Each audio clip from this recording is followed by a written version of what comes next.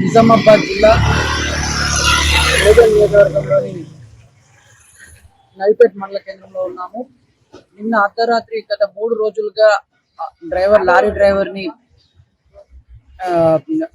గుంటూరు నుండి నిజామాబాద్ కి వస్తున్న పసుపు లోడును మార్గ మధ్యంలో 3 దుండగులు పట్టుకున్నారని చెప్పి లారీ ఆపి ఆర్టీఏ అధికారులం అంటూ చెప్పడంతో నిజామాబాద్ జిల్లాలో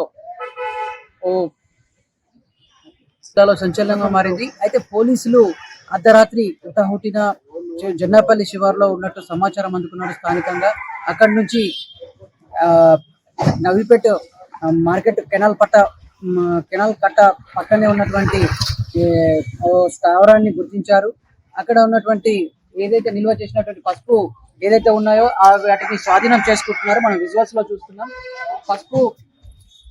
పసుపుని స్వాధీనం చేసుకొని లారీ ఓనర్స్ కూడా ఉన్నారు. ఇక్కడ లారీ ఓనర్స్ కి పోలీసుల ఆధ్వర్యంలో స్వాధీనం చేసి మనకు విజువల్స్ లో కనిపిస్తున్నాయి. ఇదే రూమ్ లో సీజ్ చేసి ఉన్నారని చెప్పేసి పోలీసులు దర్యాప్తు చేస్తున్నారు. ఓటు స్టూడియో నిజామాబాద్ నుంచి బసవరాజుతో కెమెరామెన్ దయాకర్.